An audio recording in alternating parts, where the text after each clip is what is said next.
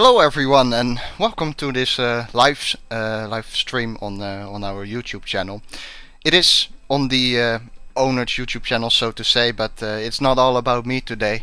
In fact, it's about a lot of other stuff. Today joins Daniel Brewer, Peter Bell, Justin Sutton, and Kuba First of all, thanks to you all for making up or making some time free, and especially to Justin as well, who is still trying to wake up here. Have we got anything to say beforehand, or is there anything you would like to mention? Hello. That's clear. Hi. Hello. That's a big hi from everyone to get started. How does our schedule look? Well, here we go. What we are gonna try to do today is answer all the questions which have been asked in the announcement video. If we get through them quite quickly, we can also pay attention to the chat, and when the chat asks a question, we can try to answer them. The schedule, however, you have it on screen right now. We're going to start off with the questions for the OFR management. That consists then of Peter Bell and Daniel Brewer. Team owner Ryan Winsper unfortunately couldn't make it. Secondly, we'll go through the questions for the race engineer. So that would be Justin, of course. Justin still trying to wake up, as I said, and well, somewhat finally, are the questions for the OFR drivers, obviously Kuba and me, and then the very final couple of questions are based for everyone. So they are like discussions or whatever. I thought there was one discussion about safety car, for example, in FSR. So we'll see how that pans out. But I guess we're gonna start off with the questions for the OFR management. So I'm gonna say to the OFR management, take it away and take us through it. Okay. So the first question that we're going to answer is basically, what does OFR mean? Is it just an artificial name, or is there a specific meaning behind those words? That's from Newtown Gamer. Peter, do you mind if I take this one? Because I was there at the start.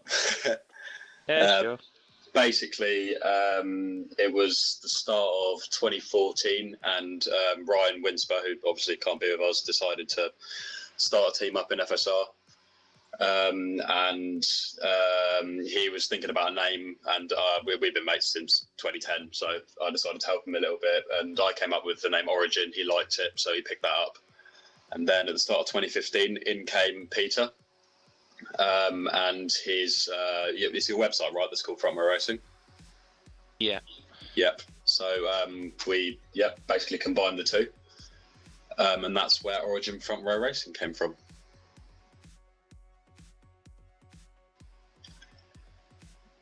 Okay. On to the second question. Peter, you can take this one if you want. How tough is it to manage a team with drivers racing in all the series of FSR? That's from Jose Almeida. Not as tough as it might look, because everybody works together from all three divisions. Like, they test together and work on different things like that. So it's not. It might look as though there's extra work, but there's not, I suppose. It's a bit of an awkward one to answer. If you get the right guys at the start, it's important who you hire. Basically, you don't want to. If you get the wrong drivers in, you can get disputes, and that's where the problem mainly comes from. But we're quite lucky that we make good decisions. We've got a good bunch of guys, and they all get on, they get their heads down, they work. So we don't really have much issue with anything they do at all. We never really have to sort anything out. It's all just admin stuff, really. What he said. Do you guys see a bit of a difference in terms of the way drivers approach their race weekends comparing the seasons or the divisions, so Pro, Ace and WC? Do you see some kind of characteral differences between all of those drivers? Well, I suppose everybody has different goals. Some people do FSR for fun, some people do it to outright win.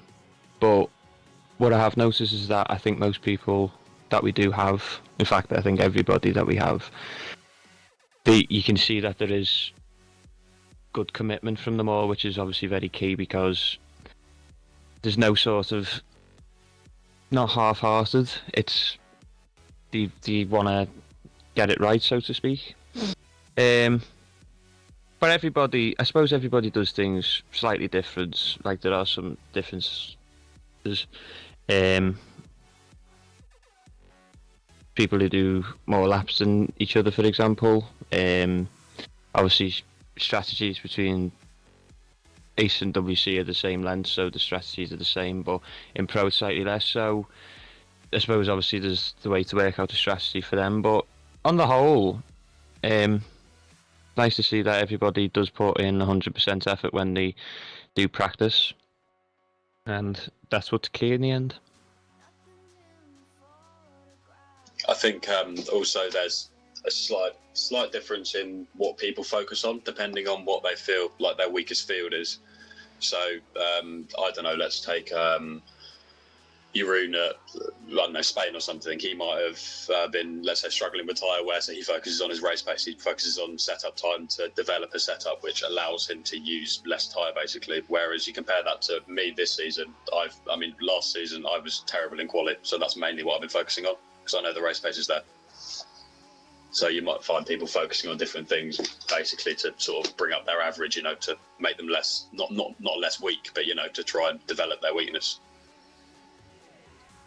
All right. Next question for you guys then. Okay, the next question is, what qualities do you look for when selecting a driver to join your team? I think the most important quality in a driver in something like this is commitment, because it's so easy to. I mean, we've experienced this, that you have a driver that comes in and he's brilliantly quick, whatever, but the attitude's not really there, and they do a couple of races, and then as soon as something goes wrong, they drop off the boil.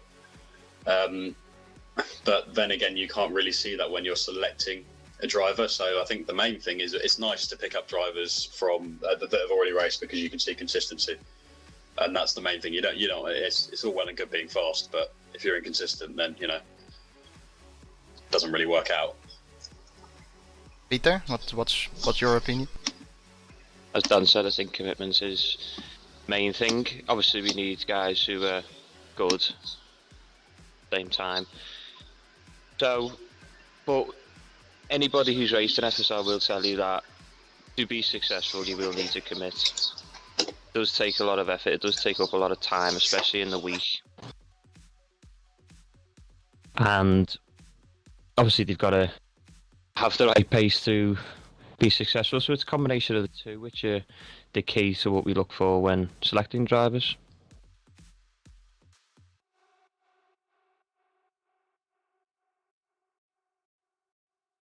Go on to the next one.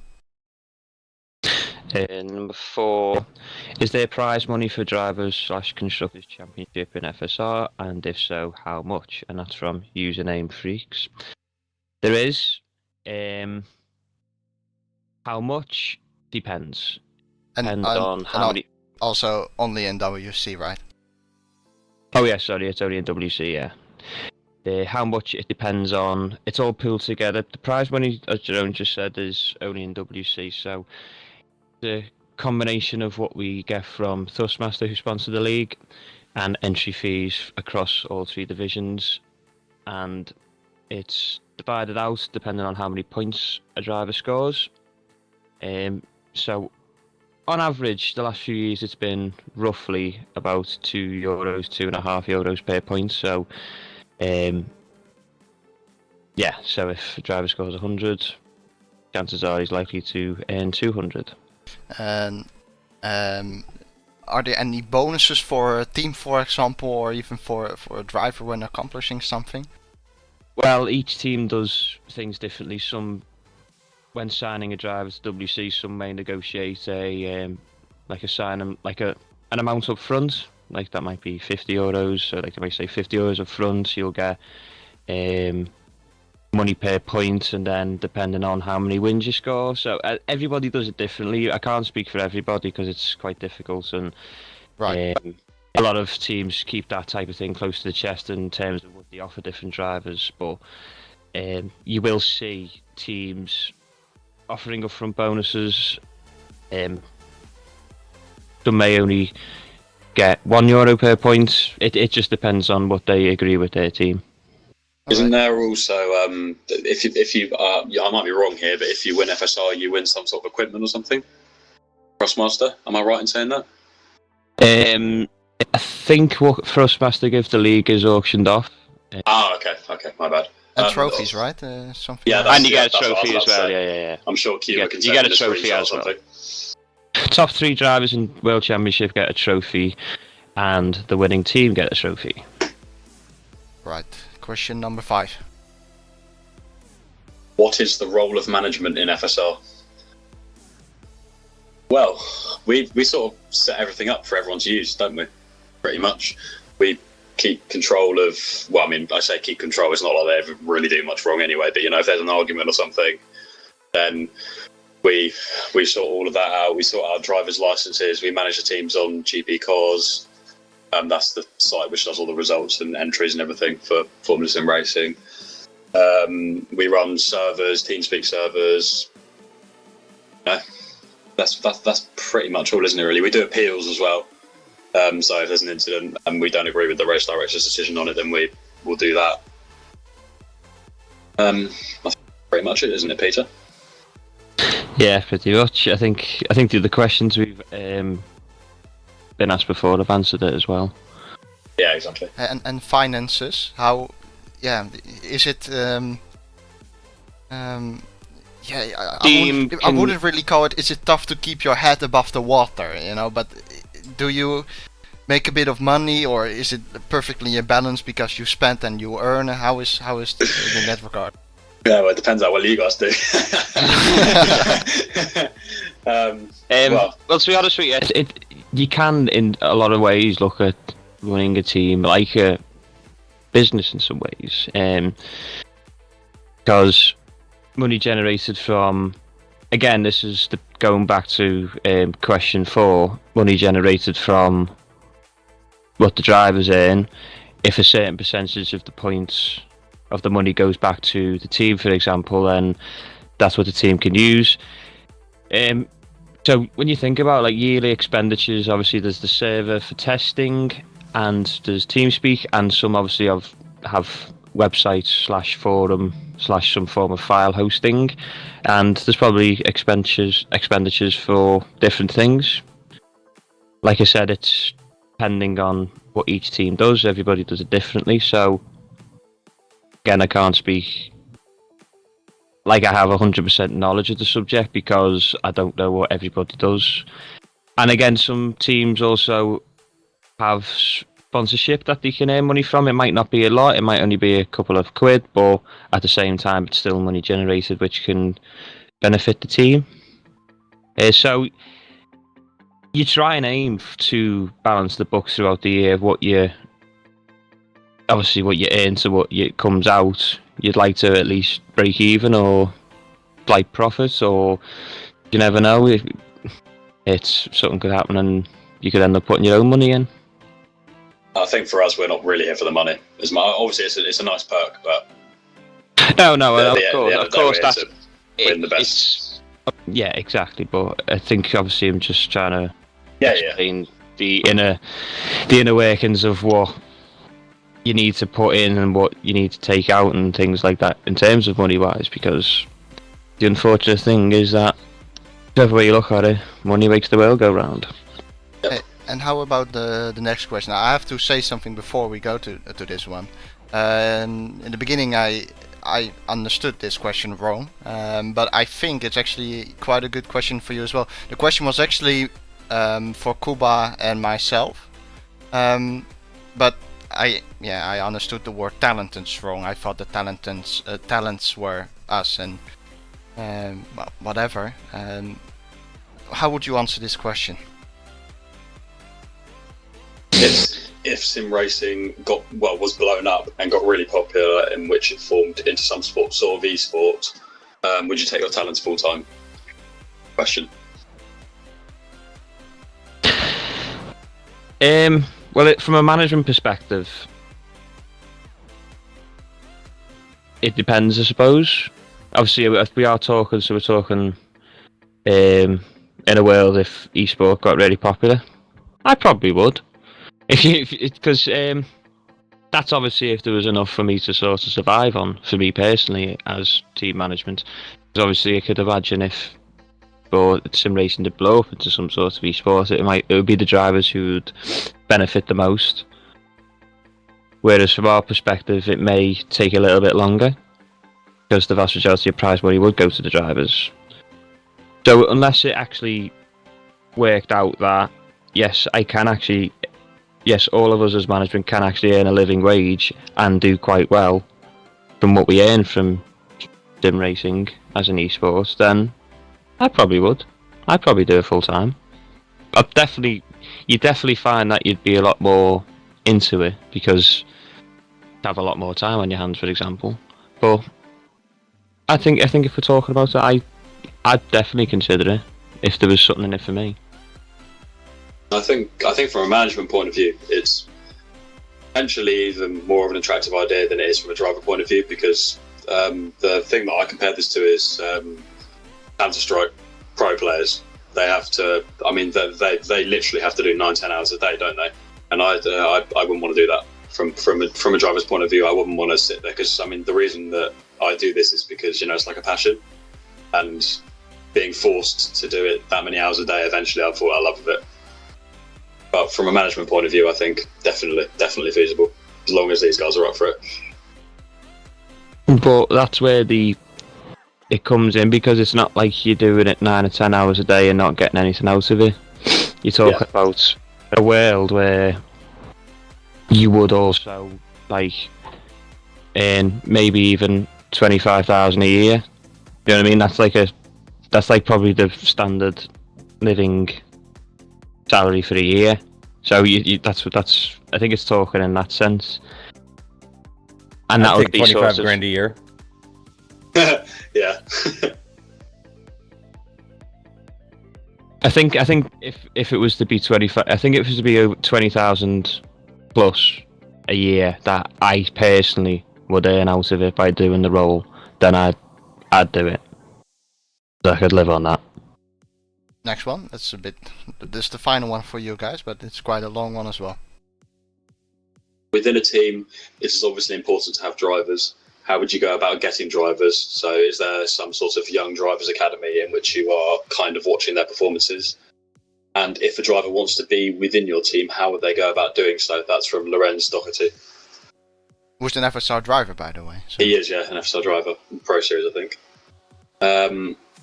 So, I mean, there isn't really a young drivers academy as such that we look out for. I mean, we kind of consider our pro team as not really in an academy, but we put drivers in there that could progress.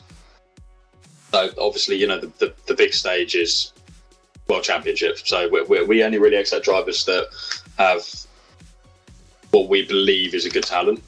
They don't necessarily have to come from, so obviously FSR have the AMA series, they don't necessarily have to come from there. They could be, as long as they're a good driver and we see the right attributes in them, they can come from anywhere. So whether that be from another league, another game even, it's, you know, I mean, generally we would test them, you know, on a server. See, just all we need to do is see that they can drive and see their attitude, basically. I think one thing is true is that sim racing can be quite a very small world. So times when you may not have seen a driver around, or you might have raced from in a different league, and you come back and you think, "Oh, I've heard of this guy." And as Dan said, pro for us is sort of the place where we do put the drivers who we feel have a chance of progressing. There's also, as you know, AMA, which is just people starting out, just people who want to do it for fun, or just people who know, because a lot of people can, if you're new to FSR and you might not be sort of most forward of people, you can be quite shy. There's a lot of people who are quite shy. You might sort of be skeptical and think, "Oh, is it too difficult to do this FSR?" And a lot of people do look at FSR and think, "Yeah, it probably is too difficult." And especially guys who come from our generation who probably played on console quite a lot. and you think this is a completely different world. I don't know if they're able to do it. And quite a lot of them, if they do put the time and the effort in, as we discussed in earlier questions, probably can do it. And it's just all about putting in because obviously there's a lot of different teams. You see people who put in a lot of great performances in pro, and you think, ooh, you could use Giro for Felipe Giro for example, who done well when he was at his old team in pro, and the opportunity came for us to get him. So it's just about if you're consistent enough, you're willing to put the time and the effort in, and of course if you're quick enough. Combination of those things, and that can come from any league as well. There's a few guys who race in GPVWC as well who know who's quick, and you just sort of take mental notes when you're driving and just think like, I know he's good and stuff like that. And then if you get the hint that he wants to come, then there's always a chance that we could look at those drivers. Yeah, Peter, no offense to you in any way, but let's be honest, Daniel is the better driver than you.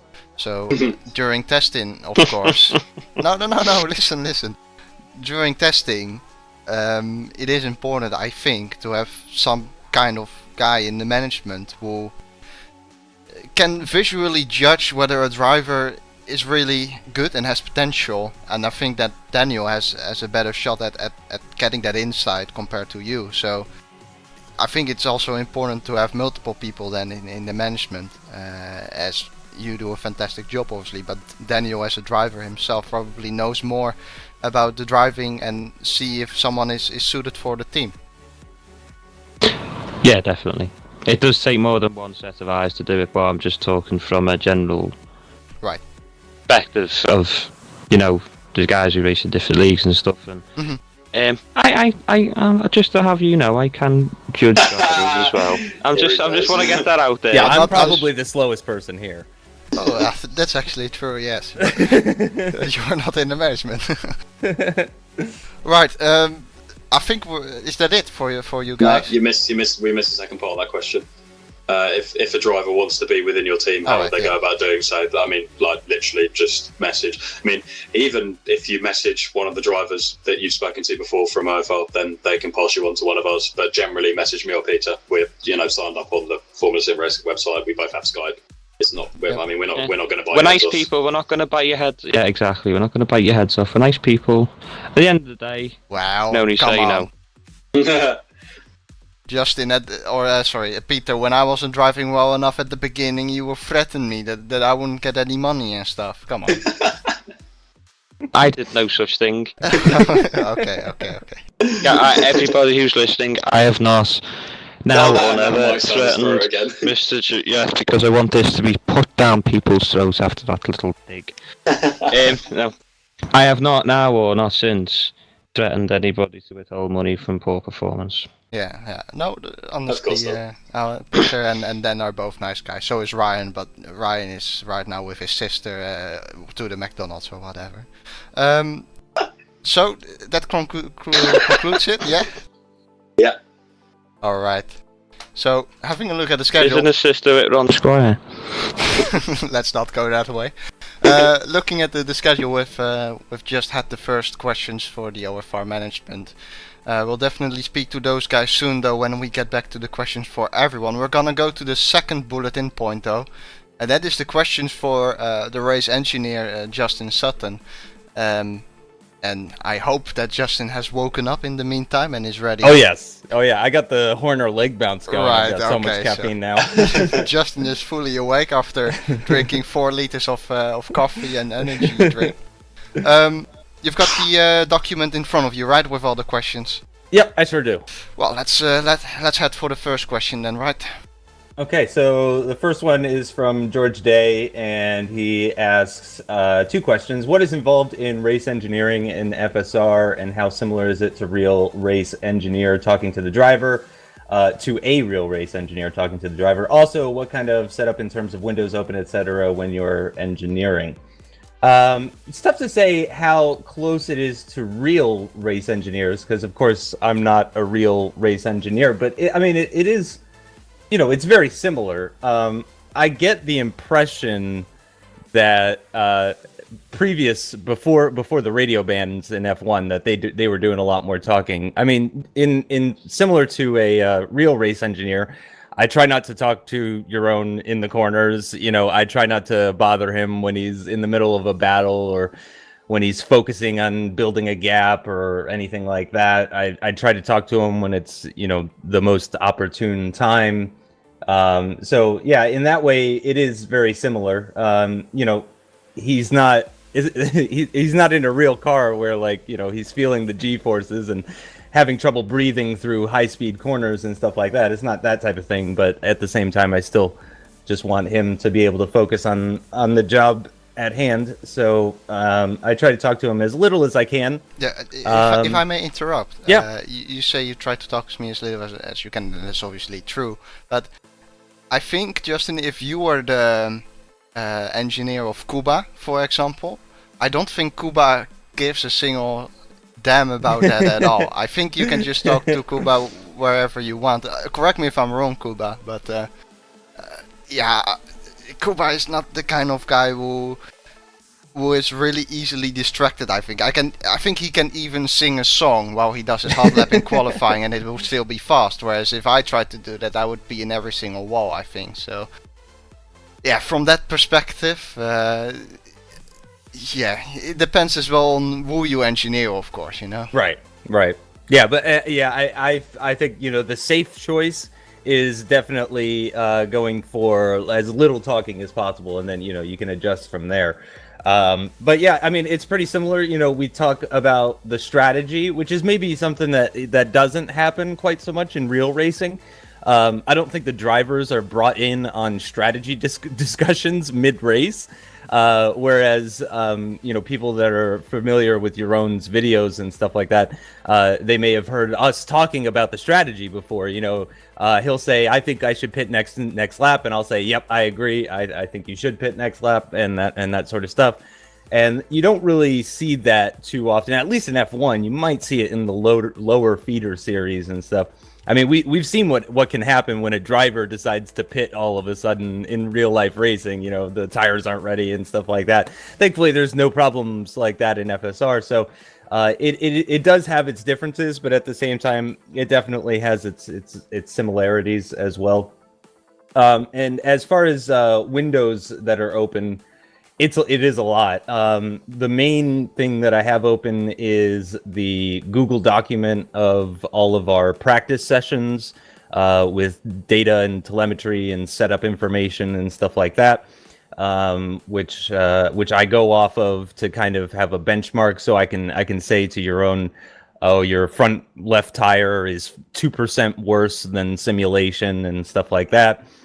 Which tells him, you know, he's going to be in a little bit worse off of a time with the tires as he gets towards the end of the stint versus what he was used to during our practice sessions. So I've got that Google document open. I usually have the stream open, actually, as well, the FSR stream. I've got rFactor 2 open as well. That's new for this year for WC. Last year when we were driving in Pro, I couldn't join the server.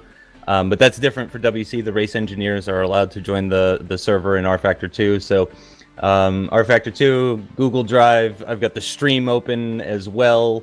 You're forgetting the telemetry, the live data. Yep, that's right. Yeah, we have the live telemetry now through, oh gosh, what is that program called? Simutils. Oh yeah. Simutils. So yeah, I've got Simutils open, and that's what tells me, you know, his tire percentages, his fuel level, all that kind of stuff. Basically, I every time he crosses the line, I'll write down how much fuel he had as he crossed the line. Simutils has this wonderful feature where it freezes every time a new lap starts, so it gives me a few seconds to write down that information. I write down the fuel level that he was at as he crossed the line, and then also the all four tire percentages.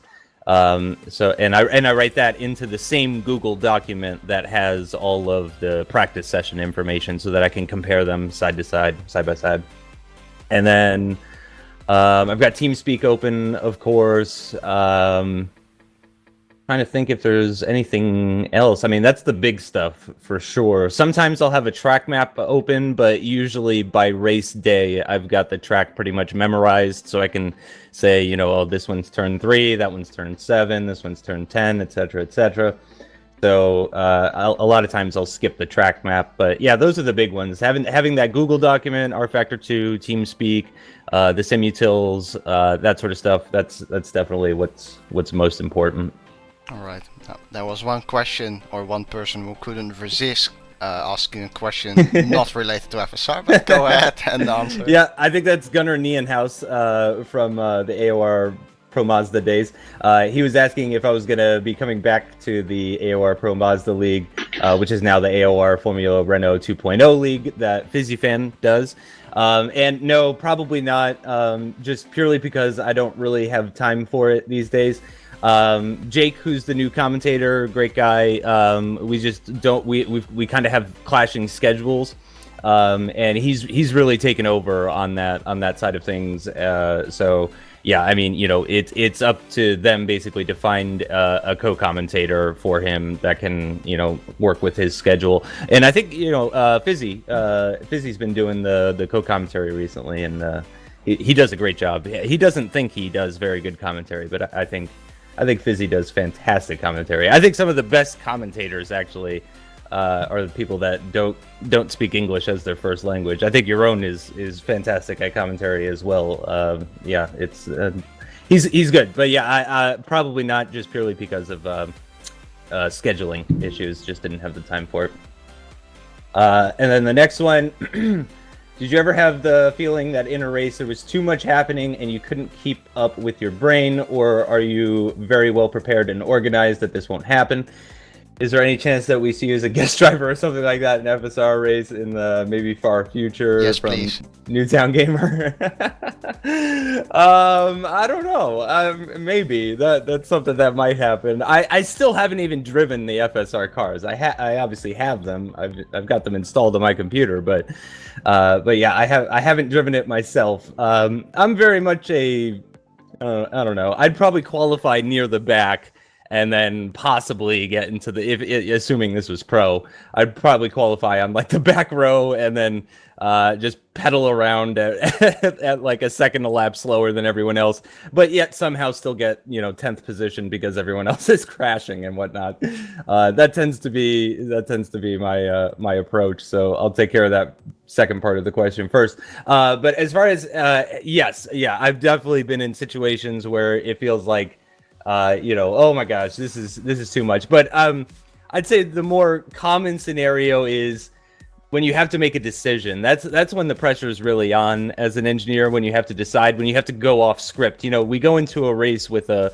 strategy, and when we have to break away from that strategy, it gets pretty scary as an engineer, because you know that you've either made the right call and you're the hero of the day, or you've made the wrong call and you're gonna be feeling bad about it for a while. So I'd say those are the worst parts, is when you have to make that decision in a moment, you know. Or I mean, usually you have like a lap to make a decision. So, you know, your own crosses the line and, you know, says, should I pit this lap or next lap?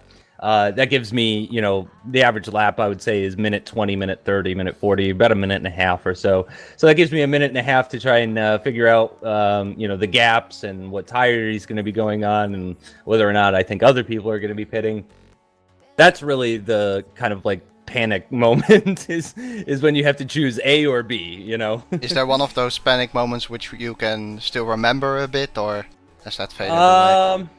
No, I guess Bahrain was. Yeah, I was gonna say Bahrain. Yeah, Bahrain was pretty hectic. But you nailed it. You absolutely nailed that. Yeah, Bahrain was a good example, because yeah, that was one of the times where we got it right and stuff. But yeah, it's not the type of feeling where I'm thinking, oh God, you know, I don't know what to do. It's more, oh God, I don't know which one is right. You know, I'm fully prepared. I've got all the information in front of me, but you know, it's up to me and the other people in the team as well. You know, to make the correct decision and stuff. And it can be difficult. There could be pressure involved for sure, but yeah, it's not I've never felt underprepared or anything like that. I'll put it that way. I've never felt like, oh God, I wish I'd prepared more for this race. Yeah, I haven't had that problem. Next question comes from Jose Almeida. He asked where my Senate Sweet 16 series is. Actually, I was planning on releasing another video for that before F1 2016 comes out, which is in 12 days, so you can look forward to that. And then he was saying, how much does your own practice with you? I'd say on average, we do 2 full race simulations per race. I'd say that's the average. There's definitely times where we've done 3 race simulations, so that's a full race distance in a practice session. So he'll fill up the car with how much fuel we think is the correct amount for the race, and get it set up, and we'll choose the strategy ahead of time usually for those.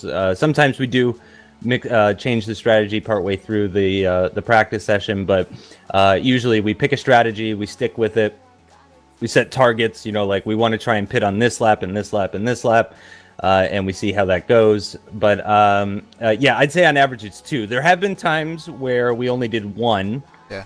And I think there was even one occasion where I think we didn't do any simulations together.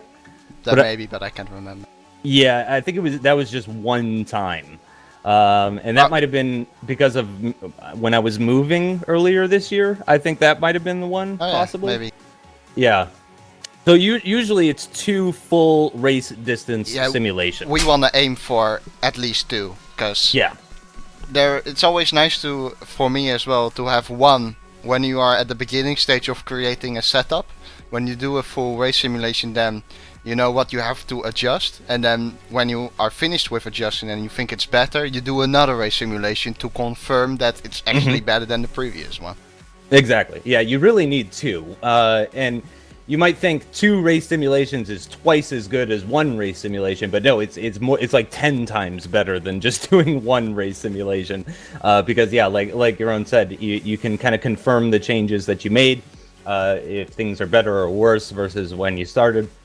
And there's been, like I said, there's been certain circumstances where we've actually done 3 race simulations for particularly difficult tracks to prepare for and that sort of thing. But yeah, I usually it's 2 by far is the most common. And there's been the rare odd situation where you've had to do practice with somebody else. And then I just go off the data that they put into the Google document for me. But yeah, that's I'd say by far 80 to 90% of the races that I've been the engineer for, we've probably done 2 full race simulations. So that's definitely the most common. What is the work? Last question from Roar Massimo. What is the work of the engineer? What do you do in preparation for a race? Definitely the big one is the simulations that we do. Surprisingly enough, another big part of it is just getting simutils to work. Stop it. We've spent a lot of time just trying to get simutils to work. And sometimes it doesn't work.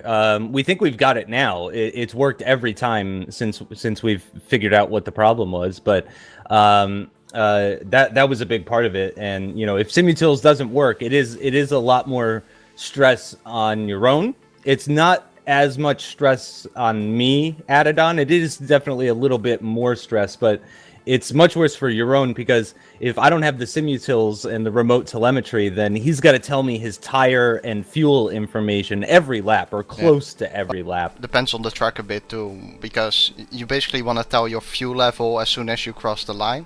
And for some tracks you have a very short start-finish line, for example, and you have to say it kind of quickly, whereas if you have Monza, for example, you have so many straights that timing isn't really a problem. But for some tracks it's a bit more of a problem. So it's nice to have the telemetry simutils working.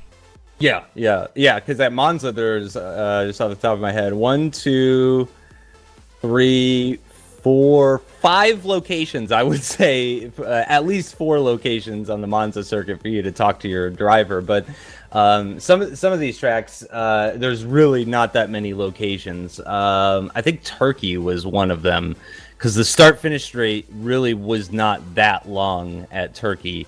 So really the only easy place to talk to you was on the DRS straight. But besides, it's really just making sure I have everything open, that I'm on time.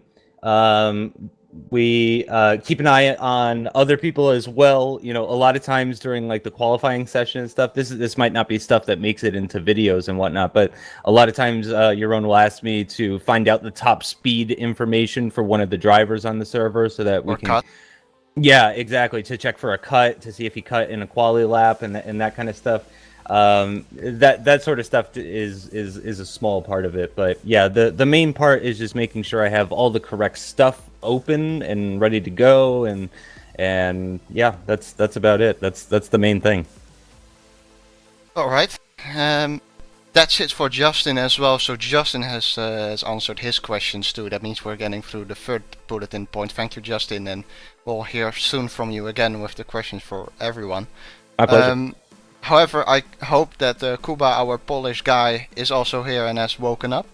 Let's have a look at the document, because we're gonna do this a little bit different. We have questions for Kuba and myself, but I thought some would be better to answer both. So both of our perspectives, and then one for every single person, so to say. Let's see. Kuba, if you could start off, that would be nice. So questions for both of us, yeah? Yeah, for both of us. Okay, so the first question. If you could make the next year Origins livery, how would it look like? And also, did you pick your race numbers on cars? If yes, why? To be honest, next year's Origin livery, for me, could look exactly the same. Because I really like our livery that we've got this year. And the thing I don't like, and some teams do it all the time, I don't like changing colors a lot. Like, for example, we've had green livery this year and last year. So you say OFR and you think green, it's a green car. So I like the idea of staying with more or less the same livery throughout the years, so that people see a green car on the grid and they know it's an OFR car. So yeah, and our livery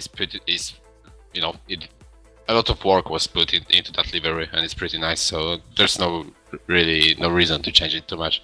Yeah, agreed. I think it looks really nice, and yeah, I really don't know how I would design a car, to be honest. It's not my job. My job is to drive it. I think it looks nice, and that's it. One thing which I do like more about my car, Kuba, compared to yours, and then you ask, they are the same, but I have the white number 6 and you have a red one, and I don't like it. I don't like the contrast between the white and green and then the red 5, but whatever. I would agree with you, but at least it's easy to distinguish us. Yeah, that's true. Yeah, the helmet is quite similar, or not? You have a red one, right? Or I've got a red visor, which doesn't look that great too, but yeah. Okay. It's not our jobs to design it, but I think we both agree that it's very nice. Did we pick our race numbers on the cars? No, we didn't, because FSR does it like F1 used to do it. So OFR finished third last year in the standings, so we got number 5 and number 6. And these are the numbers that we have to use. Alright, let's get to the next question then. Commentators always say that in F1 the word teammate is really a misnomer, given they are your number one reference target to beat during a race weekend. How much can this apply to you when you are racing, and how much help do you give each other? That's a question from George Day. Kuba, if you could start off. Yeah,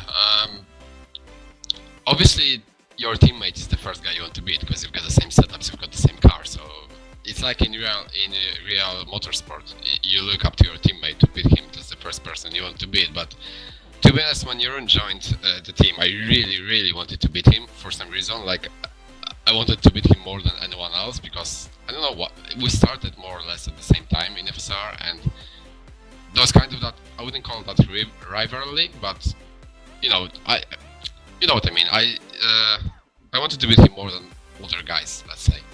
But yeah, he's so fast this year that there's really no chance to beat him, and I try when I have a chance, but obviously he's in a championship fight. I don't really consider myself being in a championship fight. I think Daniel is a bigger threat to him.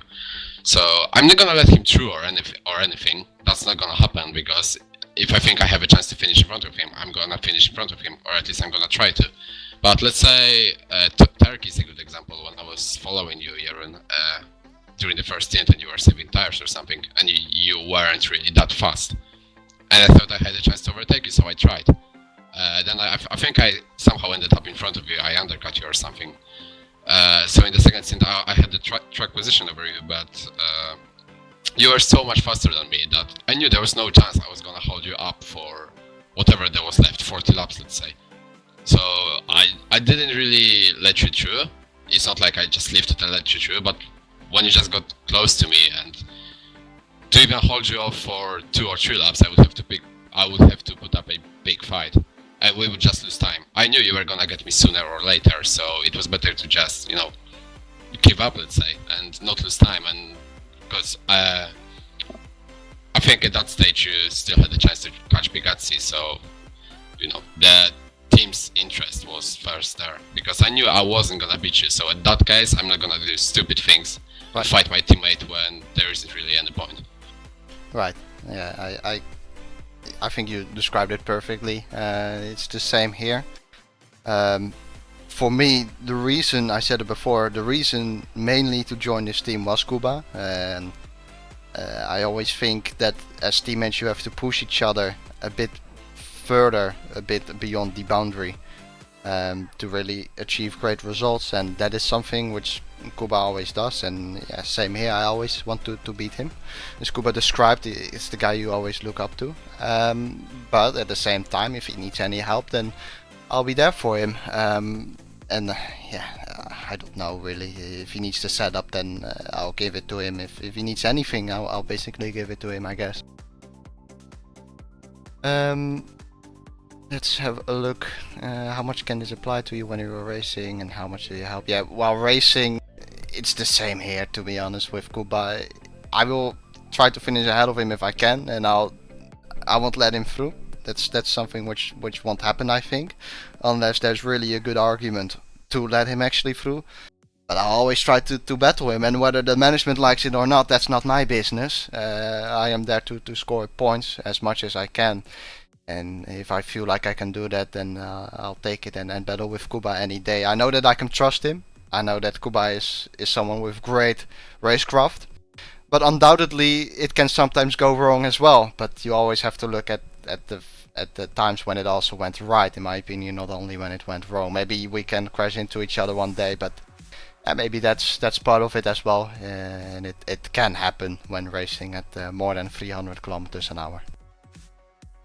Could you take question 2, Kuba? Question 3, yeah. Yeah, 3, sorry. Yeah, do you prefer having a stable front end and working to get the back end towards the apex by reducing the oversteer, or do you like having a stable back end and working to get the front end towards the apex by reducing understeer? Yeah, that's the biggest difference between me and Jeroen, because Jeroen makes his own setups, and for me they are so understeery, I just cannot drive them. So yeah, I guess Jeroen likes having stable front end. I guess he's gonna answer that question. I like having a pointy front end. I'm fine with a bit of oversteer as long as the front end gets into the corner. Then I can fight with the car with the oversteer. But I just cannot live with understeer, so I cannot really rely on Jeroen's setups, and I need to use different setups. Yeah, for me, the way Kuba describes it is a little bit in contrary to what I feel like. I personally feel like a bit of oversteer doesn't matter. I prefer an oversteery setup compared to understeer, but my setups are in fact really understeery apparently. So yeah, in terms of that, I would almost say that I like understeer, whereas I feel like I would prefer oversteer. Let's have a look. Yeah, regarding the front end, you never get a perfect setup. It's not like you can have the best turn in ever and have a stable exit on the rear as well during the exit. Having a stable rear during the exit as well. Excuse me. But yeah, I tend to lean more towards the oversteer. But when you look at my setups, apparently they are more understeery. Now, most tracks I would say, are front limited. Do you think there's any benefit to Kuba's strategy? I don't look at it like that. I don't look at the certain benefit. I think you have to do what suits you best, and if that is a more understeery setup, so be it. If that's a more oversteery setup, so be it. I don't really think there's a benefit between having one setup over another on different tracks or anything like that. It's just whatever suits you best floats your boat, in my opinion. So you have to do what feels best for you. And if that is in one situation having some oversteer, okay. If that's in one situation having some understeer, okay as well, you know. Yeah, also I have to say our driving styles are so different. Yeah, exactly. My front tire wear is so good, much better than Jeroen's, but then I kill my rear tire, so at a lot of tracks, Jeroen could be sitting there thinking, how can I reduce my front tire wear, because that limits me so much. And I'm sitting there thinking, how can I reduce my rear tire wear, because I'm not gonna be able to two-stop or whatever because of my rear tires, which is really annoying, because you can't really, work on the same setup or even discuss, what can you do to fix that, because you have completely different issues. Yeah, to be honest, we're quite a bit the opposite in a lot of ways. If you like, for example, name a stupid example. If you like milk, I like Coca-Cola. We're quite a bit the opposite in a lot of way, I feel. I don't know, how about you? Yeah. Next question, however, which is from Newtown Gamer, is I think third question for every category. He has had one so far. Another long one. Do you guys work out a setup on your own? I guess you already answered that a little bit. If not, who supports you or gives you a setup? Imagine if an F1 team gets his attention to sim racing, and especially to you guys, and it would offer you a test drive in an F1 car, but that the test drive would collide with the final race of the season in FSR and its championship deciding. Would you go for the test drive, or would you try and win the FSR WC? Now, Kuba. Should I start? Yeah. Yeah. I don't make my own setups, which I guess is my biggest weakness. I know what stuff does. I know the theory. I can tell you what third spring does or what dampers do. I just cannot put it into practice. I don't know why. I never learned how to do it somehow. So I more or less have to rely on my teammates, and I guess now I rely the most on Dan Brewer, because as I said, I cannot drive here in setups. I out of how many races do we have? 8, 9? I don't know. I used Jeroen's setup once. That was Canada, I think. Everywhere else, I just couldn't drive it. So yeah, I have to rely on my teammates for a setup. Yeah, for me, I do build my own setups. I usually take a baseline setup. So, for example, if you drive at Hockenheim, I don't know what I took, but let's say I took the Bahrain setup as a base there. You change the setup a little bit to the track dynamics of Hockenheim. Obviously, it's different to Bahrain.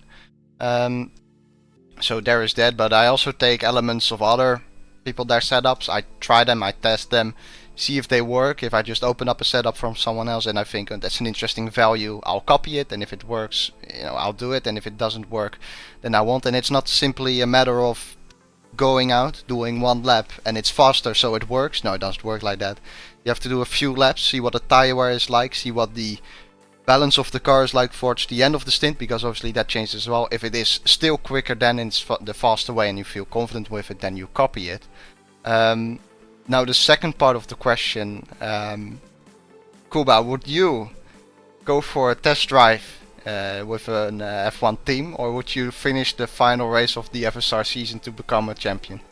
Macon, that's a silly question, isn't it? Like, I think we're the opposite here again, but who cares about FSR when you could drive an F1 car? See, like, we're the opposite, yeah. Would you, like, you could say, oh, I won a world championship in FSR, and people would go, yeah, well, yeah, okay, good, but if you said, I drove an F1 car, like, come on, that's an obvious choice. No, not in an for official me. Test. Not for me. I would go with the FSR WC, and I think the reason for that, I have to agree with Kuba when he says, it makes more of an impression when you say I've driven an F1 car compared to I'm a WC champion in FSR. But I would simply go for the WC for the championship in FSR, because it's something you have worked for a really long time. You you spend a lot of time in achieving your goal, and when you are so far that you have come into the final race and you can become a champion, I would not let it go because you put in so much time. However, it's obviously a big goal as well to drive for an F1 team in an official test, but yeah, still it doesn't compromise, or it doesn't, it's not worth the work you put in for an FSR season, at least for me. But again, for Kuba it's different. I found it an interesting question, by the way. I don't think that scenario will ever come to either of us, Kuba, but I think we would like it. I'm with Kuba on this one. Yeah, Justin, we know. Alright, next one. Okay, the fifth question. When did you guys first start racing, and do you have any tips or advice for someone like me, relatively new to sim racing, who wants to one day get to the level you guys are at? I personally first started sim racing in late 2010, I think. So yeah, it's been quite a long time already. I started on public servers in rFactor 1, driving some RFT 2010 modes. So I think I did it in a pretty good way, because, you know, public servers, sort of driving out, just learn how to drive. If you crash into someone, it's not really a big deal, it's just a public server. And I joined league racing in 2011, like first half of 2011. Then I did some national leagues and stuff like that, which, you know, people really don't hear about those leagues. Yeah, and then I decided to join more serious leagues in 2014, I guess. For me, I started with a game called F1 Challenge 9902. I honestly have no clue in what year that must have been, but I think it was around 2006 or 7, something around there. I remember breaking 3 wheels on that game. Not because I got mad, but because the wheels were so bad. At that time you didn't have something like a Thrustmaster T300 or whatever. But that's where I started, and then I joined the league. It must have been in around 2008 or 2009. It was a Dutch league for rFactor 1, and yeah, I didn't really realize probably how serious I should have taken it, because I was quite young at the time. And for example, I couldn't always race because my brother would basically be lying in bed, and my parents wouldn't want me to drive and make noise at night. Right now, obviously, you get older and that isn't an issue anymore. But I left that league after a couple of months, and I think I won a Formula 3 or something race over there as well. Then I went to Apex Racing League, and I had a fantastic time there. It was one of the best leagues, I think, out there in terms of community. The community was so nice, and people were so good to each other and nice to each other, and it was quite a competitive field as well, despite it being on an arcade game like Codemasters F1 2011 is where I played with that game on that league. Then it went to AOR, Apex Online Racing, and with all the respect to AOR, I don't think I enjoyed my time as much there as I did with ARL. I think the people at AOR are fantastic behind the scenes, behind the website and the leagues itself. The coordinators, the admins, they are all fantastic. But I didn't like the people within the league itself compared to ARL. I felt much more at home at ARL, and I had more fun there, I would say, with the people. That's not disrespect to AOR, but that's just the way I felt like it. That 2014 was the FSR. And then the second part of your question, do you have any tips or advice? I guess just practice, man. That's so important. But also look at yourself in the mirror, and it's easy to always blame it on the setup that you're not quick enough and whatnot, but try to keep it close. Try to keep it to yourself. See where you can improve yourself in terms of driving, and really look at yourself in with some criticism. Because a lot of people, I think, don't look at themselves honestly, but I do think it's important. Yeah, I would also add, you need to balance it out. Like, don't just buy a wheel and rFactor and go, oh hey, I want to race in World Championship. because that's not going to work. Mm-hmm. You're gonna get beaten, you're gonna get demotivated, and you're gonna give up. But How also, many people have you seen do that as well? yeah, but you also don't like spend ages in some low leagues with not a lot of good drivers where you're gonna beat everyone, because you're not gonna learn anything. Pick the right challenge where you're gonna enjoy yourself and try to move up the ranks. Okay, let's get quickly through these guys or through these questions because they are quite a lot. Sixth one, Kuba, if you could read it out, please. Yeah, the sixth one. How do you prepare for races, and how much time do you each spend preparing for races? And also, I guess the seventh question is... Yeah, exactly. Before we answer that one, there are a lot of questions basically in regards to preparing. So if we, answer that one right now, we'll basically skip through a lot as well. How do we prepare for races? Well, usually there's 2 weeks between races. So after a race, you're gonna have a few days off, just to you won't be able to drive it every day, so you take a few days off, then you start practicing for the next track. First laps is just getting to know the track. It doesn't really matter, you load the setup from whatever track you think the setup is gonna be suited for this one. You put in I don't know, 80 liters or whatever, half a tank, and you just do laps to get used to the track. Then you start working out what I don't like about the car, what could I improve in the car. Am I slow? Am I fast compared to my teammates? What my tire wear is? How much fuel can I use? So yeah, usual stuff. You do some quali runs, because this year the car is completely different with high fuel and no boost compared to low fuel and boost. So you need to get used to that, and you just repeat it every day, I guess. Then you start doing some test races when you feel you're ready. That's usually in the week of the race, a week before the race. Yep, same, not a lot to add. I do think in terms of time, I spend more time practicing than Kuba, I have to be honest there. I think I do more laps. On average, I would say 400 to 500 laps per weekend. It also depends, of course, on the preparation time, but I think on average I would be close to 400. How do I prepare? Yeah, same way as Kuba, really. And yeah, sometimes I do practice straight after a weekend.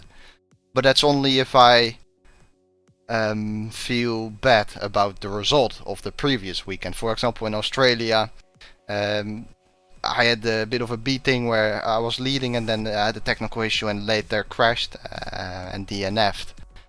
I really wanted to be strong for Bahrain and the motivation was sky high. So in that case, I would practice straight away after race day. But yeah, I agree with Kuba that usually you would take 1 or 2, maybe even more breaks, depending on when is the next race as well. Next question was from username Freaks. How many hours on average do you and Kuba spend? Hours is hard to say, to be honest. In laps, as I said, I think 400, but how many hours would that be? It's hard to say. Yeah, I do 300-400 laps this year. In hours, I can say that I don't do more than 2 hours a day, because then you just get bored. Or 2 hours straight. Let's say you could, if you've got a free day, you could do 2 hours in the afternoon, 2 hours in the evening. But I usually don't do more than 2 hours straight. Well, let's say you do 2 hours a day times, I don't know, 10 days. Say that's about 20 hours. Yeah, I guess. I guess you could indeed view it that way. So that was question 7, excuse me. Question number 8, which is a long one from Lawrence Doherty. If you could read that out as well, Kuba. Yeah, coming up to a race weekend, what is the process of you from start to finish in order? Preparing for a race weekend, making a setup, race strat, practicing, storing data, etc.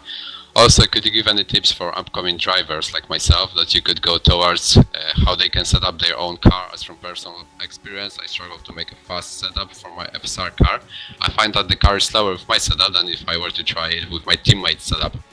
In your own opinions, do you think that the current FSR car is able to be driven by people of all different driving styles competitively, or do you think that the current car is favored by a particular driving style, and if this is the case, could you explain how? Shall I start? Yeah, if you want to, go ahead. Yeah, so I think I kind of answered it in the previous questions. Yeah, you usually spend most of the time focusing on race pace, which a lot of beginners don't do, and they focus on quali laps. We focus on race pace mostly. Usually I would do, stints, test my tire wear and stuff like that for most of the time. Then I do some quali runs at the end when I get bored with doing race stints. So just for fun, do a few quali runs at the end of the day. And yeah, then it repeats every day. Then you do a test race or two. Usually I try to do at least 2 test races preparing for a race, just to test strategies, stuff like dirty air. It's good also to have some fights with your teammates, just to see where can I overtake, what works, what doesn't. That really helps as well. Yeah, exact same.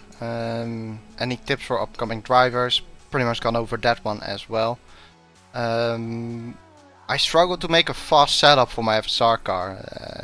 That is also something which a lot of people, I guess, have. You should really just... It's tough, really. You have to test a lot, I think. You have to play around with values a lot. Go out, see what those values have done to the car, and try to store it in your memory for the next time. And yeah, you also have to kind of feel the car sometimes, I mean, if you think that you have oversteer, well, in fact, your problem is understeer, then your judgment is wrong and not necessarily the way you tackle the setup. So yeah, try to look on the internet as well. There are plenty of guides, maybe by the setup guide from David O'Reilly, which is an absolutely fantastic setup guide to make yourself quicker. Let's see. In your own opinions, do you think that the current FSR car is able to be driven by people of all different driving styles, or do you think that the current car is favored by a particular driving style? How do you feel about Kuba? How do you feel about that? I think that's what makes you really fast in this car, your driving style, because I think you are able to whip with understeer car, because it's not understeer for you, like we talked before. So that gives you, you've got understeer mid-corner, at least from my point of view. It's fine for you, so then you've got good traction, so you can combine those two things, and you're really fast thanks to that. Whereas I cannot live with understeer, so I either have to accept understeer mid-corner, which makes me slow, and I can't drive like that, and then I could have good traction, or I'm gonna have kind of decent car mid-corner and then terrible traction, so that doesn't really work for my driving style. So yeah, I'm slow like that. For me, I think a particular driving style I really wouldn't know. I think you have to be quite precise though, and quite reserved in terms of race pace. In quali, obviously, you can go flat out and go crazy because the tires, it won't really matter.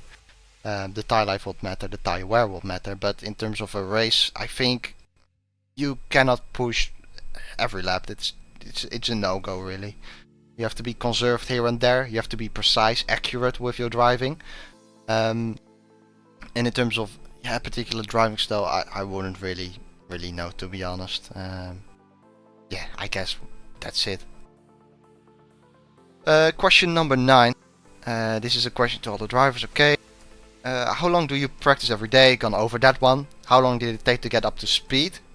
Okay. Also, if any of you won the World Championship, would you move to iRacing for a new challenge, or are you just focused on the next race? That's one from Cian F1. Probably pronounced it wrong, but whatever.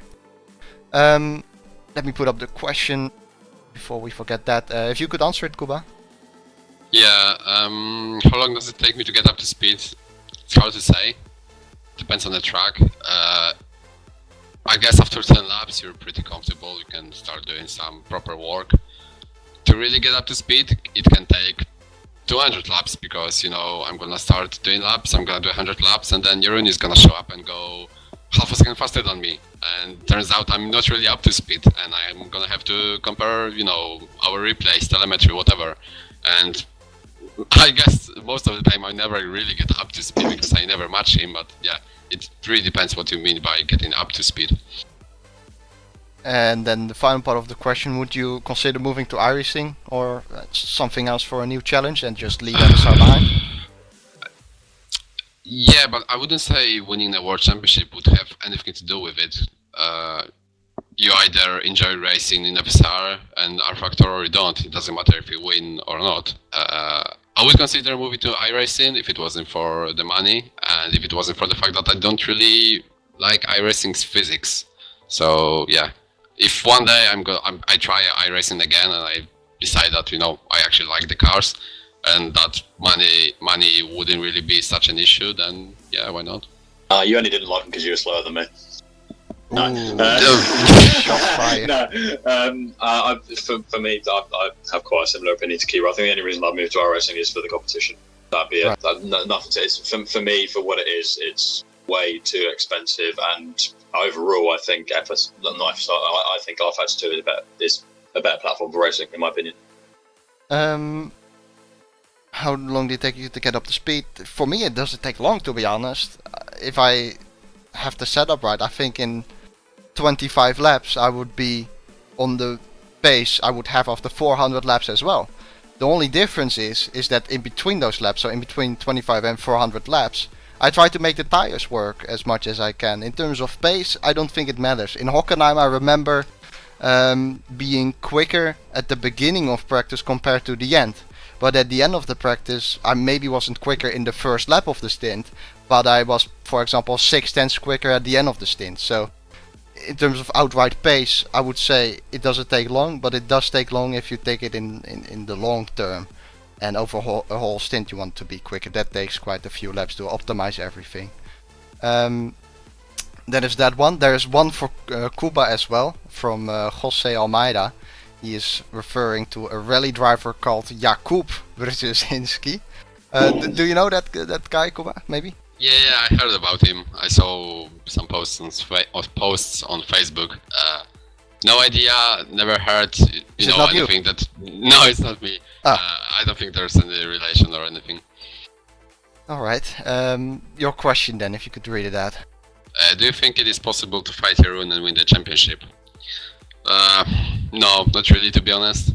Because it's not like we're close and he just got more lucky and beat me more times because luck was on his side. No, he was just constantly faster than me every single race. Wait, I mean, so what is this negativity all about? You're 30 points behind in the championship. That's if I DNF one race in Spa and you take a victory, you know that the gap is down to 8 points. And yeah, it's not like I'm gonna give up and just go. Yeah, I'm not racing anymore. I'm no not chance. saying that, but you have a clear shot at it. Come on. You're not gonna beat him unless you think you can. Yeah, but I want to win a race this season, so I guess it doesn't change my attitude. But realistically, even if you DNF and I win Spa, I'm still behind on points. So let's say you DNF next race and I win the next race too, so I'm 20 points in the lead. There's still a pretty good chance you finish. You win the next 3 races and you're back in the lead. So yeah, it would be pretty tough, but it is possible. God, but I think all it's this negativity. Yeah. God. Well, it's Kuba's opinion, I guess, right? But I suppose, okay, he's probably thinking, okay, I'm trying to be realistic here, but you don't know what's going to happen. You do not know what's going to happen between now and the end of the 30 points is not a lot, Kuba. And look at Bigazzi. I mean, Bigazzi wasn't even up there, let's be honest, before Turkey. And after his brilliant drive in Turkey, he's suddenly in 4th, only a point behind his teammate. It can turn around quickly, you never know. I'm not saying it's impossible, but yeah, it's pretty unlikely. I think he was just a bit demoralised after the easy challenge that he had last year. Alright. That's it for Kuba. We'll go on to my questions, then I'll try to get through these as quick as possible, and then we'll head for the final couple of minutes of the stream. Let's have a look. If someone could actually read the questions, because I have to type them on the stream as well, and it's quite annoying. Do you mind if I do that, because it's not me coughing? Go ahead. Right, so the first for you, Jeroen. You've come from arcade F1 games. How hard was it to adjust to a more realistic sim? And that was from Gunnar. Not that hard, to be honest. But it's mainly because I was already driving sims. At the time I was driving those arcade Codemasters games as well. And even before that I started, would you call F1 Challenge a sim? maybe kind of in between, but I've always landed. I said it while I was driving at Codemasters as well. I've always had more of a feeling for the sim side rather than, or a full sim side rather than the Codemasters arcade game. I mean, let's be honest. So it was just a matter of time before I actually went to a sim as well. And when FSR moved to R Factor 2, I thought it was the perfect time to step in and say goodbye to the arcade games. But it was not very hard to adjust. It was a bit harder though to get actually up to speed, because that took me quite some time. In 2014, when I made my debut in Pro, maybe I had the raw pace, but that doesn't win you anything, as we saw there as well. I didn't even get a single victory in fact during that season. Okay, on to the next. Do you think that your OP wheel made you faster or more consistent, or do you just feel more comfortable with it than the old one? Here we go. I immediately hear Kuba's voice, of course. The OP wheel, faster or more consistent? Honestly, I can't answer it. I would like to give an answer to it, but I've never really sat down and compared the two wheels, the G27 I had before and this one.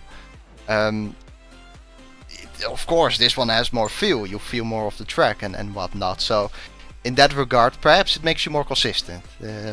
If anything, it would make me more consistent, and I don't think necessarily faster over a lap. I feel more comfortable with it. That's something I can't deny. I feel really comfortable with the wheel, and yeah, maybe that's something which gives you a little advantage over the rest. Who knows?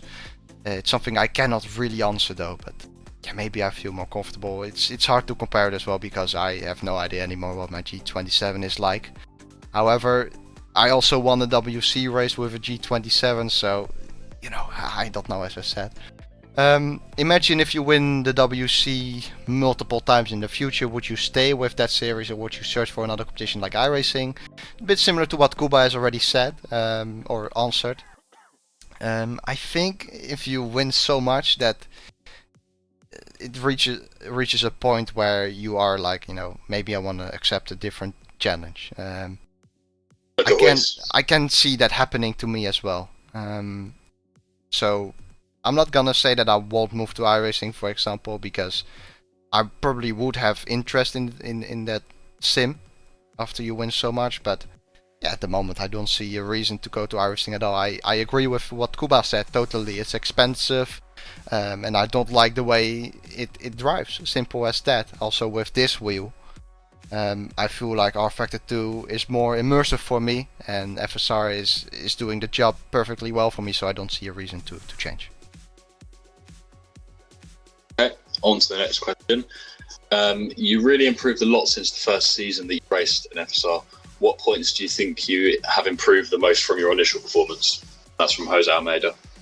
Kind of answered that too. Maybe not outright pace, but definitely consistency. That's it. Consistency is the main one. What else? Yeah, tire management. That's something I have learned a lot about this year. Maybe not necessarily last year. But I think these cars require more tire management anyway. So yeah, yeah, that's really it. I think it's consistency. And how have you managed to become consistently faster than Kuba, as he used to be faster? I'm not going to try and... Andrew, fourth dimension. There you go. How have you managed it? Yeah. Practice, I guess. Try to learn as much as you can. Yeah, I really don't know. I think it's a bit down to Kuba as well. Maybe if you put me in the 2015 car again, Kuba would be dominating over me. I don't know. It's just practice. I'm a lot of times on the server, try to improve, and I don't know how about Kuba. I guess he has a lot of motivation too, but my motivation at the start of this season was sky high. And that's maybe where it lies, but I wouldn't have a proper, point where I say that's why I am faster than Kuba. Maybe Kuba can answer it, I don't know. I think it's a lot of it is down to the car. which I think suits you way more than it suits me. Or maybe it doesn't suit you, but it just totally doesn't suit me. I don't know, but yeah, I think it'd be faster than me, or at least as fast as me in most cars. But yeah, this car I think really exaggerates it. All right, then. You have been more aggressive in overtakes this season. Are you afraid that one day it might not work out as you planned and can cause a collision, potentially destroying your race and others as well? Yeah, well, I always take a little bit of a down-to-earth approach to this. It's not gonna happen that I drive every race cleanly. There will be some point where I make a mistake and I fuck up, and it causes a DNF for maybe someone else too. Hang on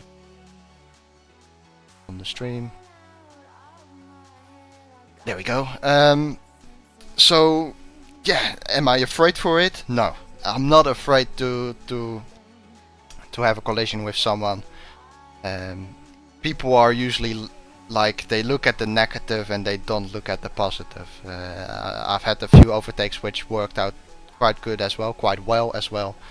And it's gonna happen someday that it doesn't go as well. That's just the way it goes. That's life, and I'm a human too. I make mistakes too.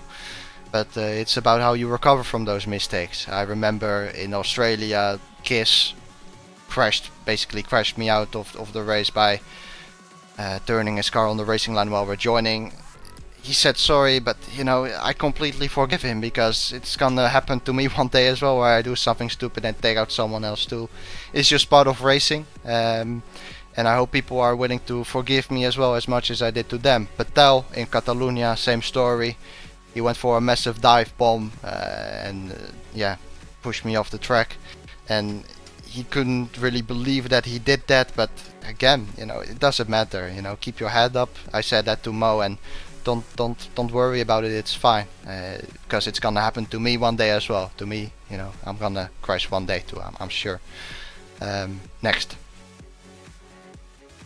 Okay, so the next question is, what are your plans after this season in FSR, and will you carry out another season or move on? And will you be playing F1 2016 when it comes out? And also, keep up the great work, champ. Thank you very much. Yeah, Gareth, I think I know who this guy is. He's a very good guy. However, what are my plans after this season? Probably doing another season, definitely. I would like to do it. And what I always do, by the way, when FSR ends during the winter break, I just join iRacing and give that another go and do some races for fun. Because when FSR is over, you kind of don't really have, at least I don't, have any kind of competitive racing. I think Kuba races in VEC as well. Maybe that goes through over the winter, I'm not sure. So he has got that maybe to do, and I have basically nothing to do. So I join iRacing, or for example, I made an event as well, the Race of Champions. So yeah, I just do whatever I like and see how it goes. And will I be playing F1 2016? Yes, I will. Okay, so you're saying you're good at sim racing. So what do you think is going to happen when you go racing in a real car? Or if you go racing in a real car, I guess. I don't know. I don't even have a driving license. And what would happen? I really don't know, to be honest. They say, or some say, that the simulators have reached such a point where if you do well in the sim, you can also do quite well in a real car. But yeah, I don't necessarily believe that. I think there are a lot of other dynamics as well. A lot of other factors playing when you are driving a real car.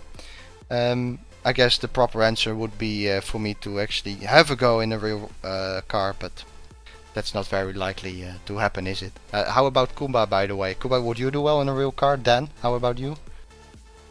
I can help you out with this one because I've got experience of driving a Formula Ford. I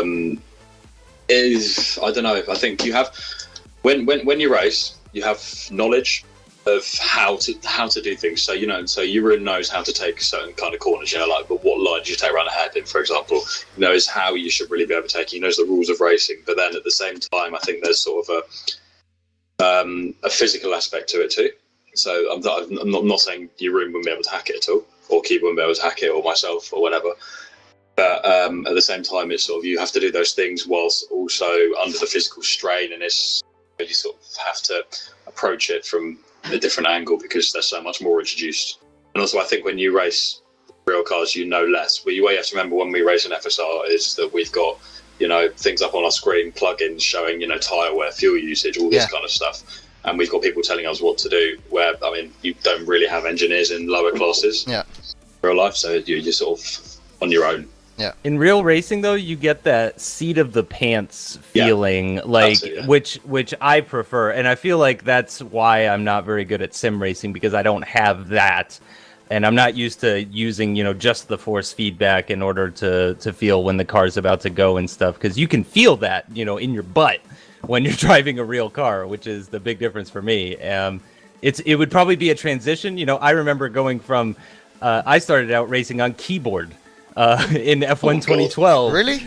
Yeah, and I remember making the switch to the steering wheel. It was super duper weird, and eventually it was better. I was faster and stuff, but there's always that awkward transition phase, and I'm sure you guys would have that awkward transition phase for sure, but I'm sure the skills you learn in sim racing, breaking points and apexes and lines to take and all that, all that carries over. Kuba? Yeah. It's hard to say, isn't it? I think that in real life you got G-forces and stuff. So, for example, when you jump into a go-kart in real life, you just drive it. You don't think how to drive it. Like, what do you have to do? You know what to do somehow. Whereas when I drove a go-kart in RF2, I had to spend a few laps to work out how to drive it, because you don't have those G-forces. So yeah, it's hard to say. Like Dan said, we would know what to do. The question is, could we actually do it? If you know what I mean. Because it's a bit different than in a sim. Right. I mean, wasn't it Gregor Hutu that did the real racing thing, and he got like motion sick. He threw up. Yeah, but he was also, he wasn't that close to their times, actually. To be honest, they say only 3 seconds off, but that's I mean, in racing terms, that's an absolute world. Right, so we're done with the questions for the drivers as well. A lot of questions for them. I guess we'll go through the somewhat discussion topic. So everyone feel free to start talking. The first one I kind of took for every single person. I mean, it's how much time do you practice for each race, and then race in between brackets it says setting up the car, making the strategy, testing tire life, etc. I think Kuba and I have already answered that. But how does it look from a management point of view? I mean, Justin, we kind of had you as well with how much time do you practice, but does the... Well, I said, 2 full race sims. I guess I can be a little bit more specific. 4 hours per race for me personally, but Yaron does his own stuff too. So, for example, like we'll do a full race simulation, and then Yaron will go off to test some setup changes. And then when he believes that he has a solid setup improvement, then we'll go off and do another full race sim. So certainly the drivers are doing the majority of the practicing for sure, but it's definitely hours per race. Has the management got anything to add? All I do is observe. So good range anything between like an hour to even like a few hours a week. Times a watch and keep an eye on our live time and see how everyone's getting on. Me, pretty much. Let's go to the second one, and this one is quite interesting. We talked about this one even before the stream started. It's about the safety car in FSR. I mean, we don't have one, and the question is why does FSR not have a safety car? Looking at some crashes, it could make races interesting. Yes, I know cars will disappear when a driver quits, but for realism, he would like to see a safety car, for example. How do you guys look at that? Can I drive the safety car? No, please no. Yeah, the thing is, you could, in real life, like, you could have Singapore 2008 in FSR, because let's say there are 2 teammates and one of them, loses a front wing, crashes, whatever, but is still on the track. and somehow he would manage to, stall on the track, in the middle of the track, and have a convenient safety car for his teammate, for example. Or people would just accuse other guys for causing the safety car when, there would be just a normal crash, but there would be accusations, so I guess that's a part of it. And we haven't necessarily got the telemetry to just walk up and prove whether it was, deliberate or not. Yeah. Yeah, I never thought of that from that point of view, but I guess you have quite a fair point. Yeah, why not have it if a car crashes, or would you agree with that?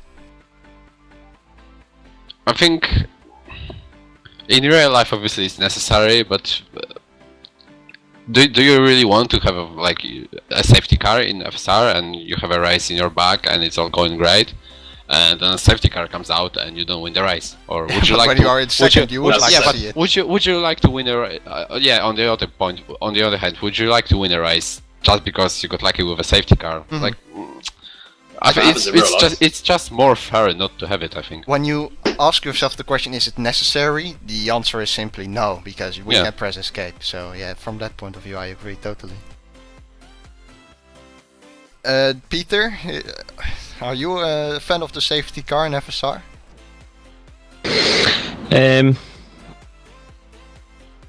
I can see from a neutral perspective why a safety car might be a good idea, from a spectator's point of view, but as Kuba said, for us, it's not really necessary. Excuse me. Because, it's in real life, it's there for a reason, whereas for us, it'll just be for effect. Yeah. And I think that if someone was to lose a race because of a safety car when it was just put out for effect, then there's obviously pros and cons to it, but I can see the reasons why. But again, I can also see the reasons why it would be a good idea. Right, if nobody has got to add, then we'll head for the next one, which comes from George Day again. With the very serious way FSR is structured, allowing for potential to grow, where do you see FSR going in the future? Now, I think this one is more for the management, right? To answer. Same for Justin, maybe. Do you want to start, Peter? Because I know you've actually done quite a lot of work on stuff like this.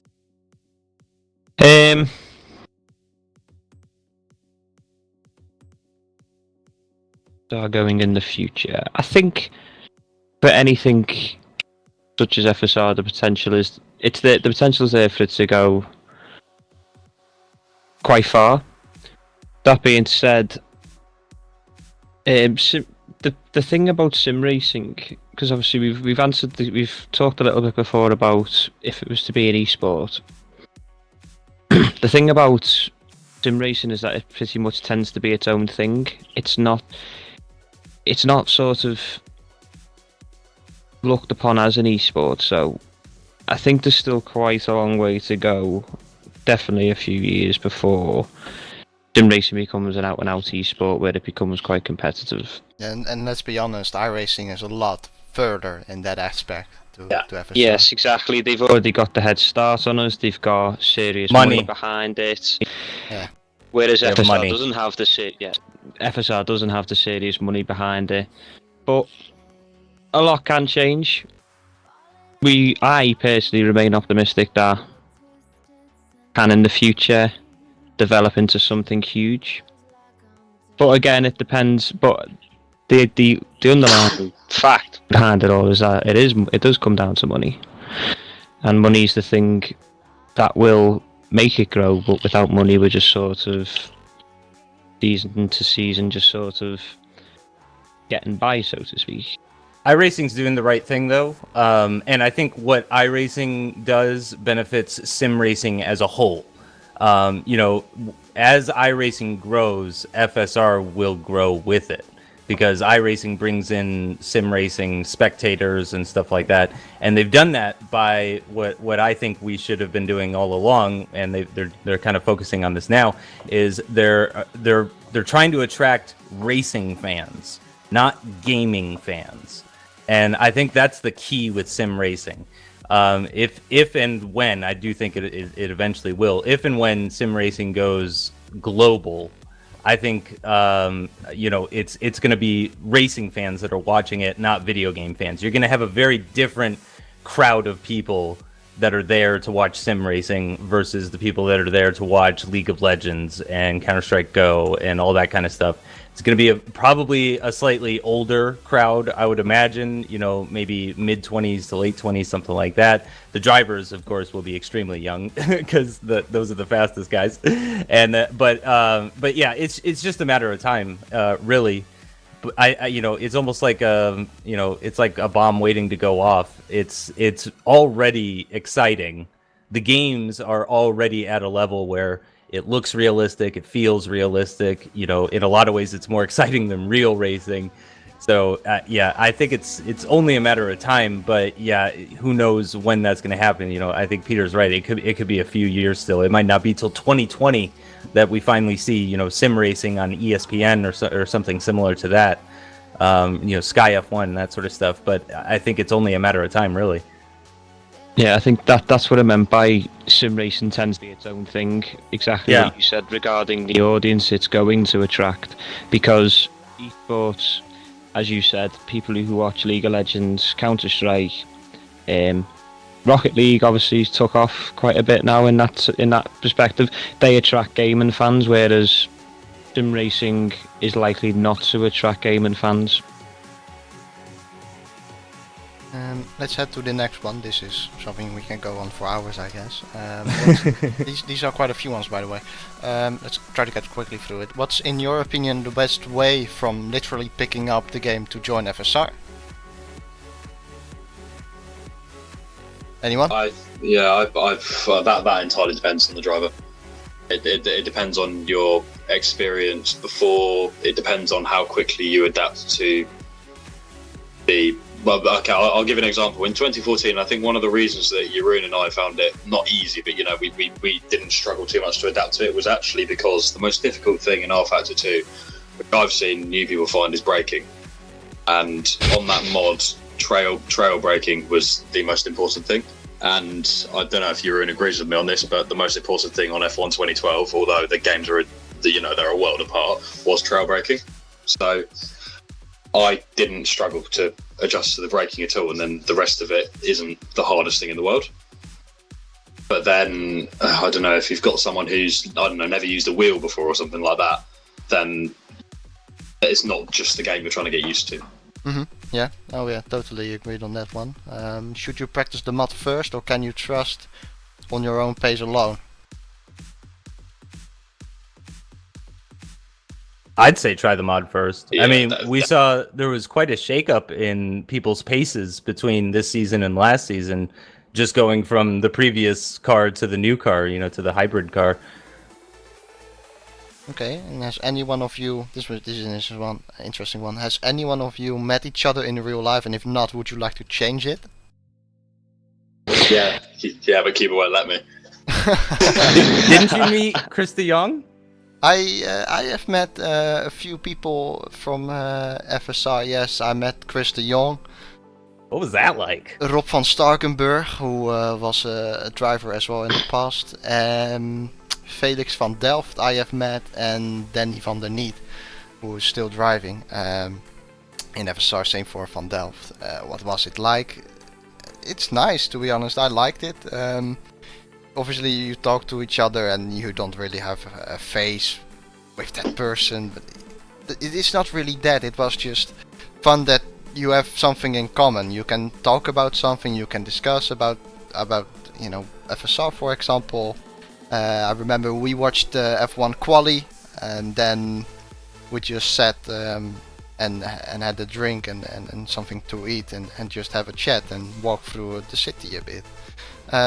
So that was nice, and I personally would love to have that something like that as well in OFR, because I think we would have a good time. And I don't know how about you guys, but I like all of you. However, for Justin, I would love to meet Justin as well, but it's a bit of a tougher task, I think, because he lives in the USA, of course. Yeah, I've never even been to Mexico, and that's like 200 miles away. And Kuba, maybe the people from England, how are you? Yeah, I met a few guys from sim racing, no one from FSR though. I do endurance racing obviously with Polish guys, and we met a few times, like 3 or 4 times. I went to Abu Dhabi with Nico, obviously. Yeah, but I've never met anyone from FSR, which I guess we could change. I've never met anyone from FSR. I don't think I've met anyone from sim racing or even my racing in ARL days. I've never met any of them. Peter, didn't you meet Ron Squire? Yeah, he lives an hour away. But no, I've not met Ron Squire. But I would like to change that. Or you would like to meet him? Yeah, just spend the day with him, see what's in his head. Okay, well, fair enough. And then what would you like to see from a potential R Factor 3? Let's try to keep this one short, because I think this is one we could spend a lot of time on as well. I mean, I personally don't even think about R Factor 3 yet. No, one agree. thing which Rally, maybe? the main point for me is a new graphics engine, because Yeah. I'm slowly starting to get fed up with what is it, DirectX 9 or something like that. Yeah. Because, for example, yesterday I watched the 24-hour race at iRacing, and the big plus from iRacing, and let's again be honest, it's better than R Factor. It's their replay system, their spectator system. It works good. beautifully, and not only does it work beautifully, it also looks beautifully because the graphics are simply amazing. So I know that ISI isn't really focused on that, I believe, but I think the physics and stuff like that is already at such a high level. The force feedback is awesome. Maybe you can spend some time on the graphics as well, but that's me. It would take a lot of time probably though to create a new graphics engine and switch to DirectX 11, for example. Kuba, is there anything you would like to see from R Factor 3, or what is something you want to see changed compared to RF2? It's hard to say, to be honest. It's gonna sound stupid, but better graphics would be nice, because that adds into immersion and broadcasts would look better, so that would be a good thing. Apart from that, obviously everything could be improved. Nothing is perfect, but there isn't like one feature that I would want to see, because I think we've got pretty much everything right now. I think not necessarily in terms of improving the game, but so this kind of relates to a question we answered earlier about seeing where FSR goes in the future. I think ISI could do something like not necessarily sponsor a league, but run official R Factor leagues, because I think you guys might all be in agreement with me here that R Factor 2 is quite unique in that it's purely a league racing sim. You don't really, unless you just want to mess about in a car, you don't really do anything else on it. So I think that would definitely help the cause of R Factor 2 if they actually had some sort of official series or did sponsor a series, track more drivers, and then get them, major competition all in one place.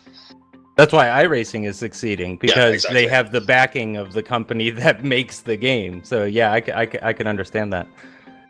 Next one. What are you planning for next season? You will only race in FSR, or are you interested in running somewhere other? For example, GPVWC, which Adam McQuire, a member of the team, and Daniel Brewer already do. And Kuba did some races on GPVWC as well. The boss, I guess that's Peter, was very active watching live broadcast. That's a question from ex-Joffrey49. Well, we have plans to race in the Virtual Endurance Championship next year. What series that will be, we still don't know. We're finding out in a couple of days. Yeah, basically, yeah, what Dan said.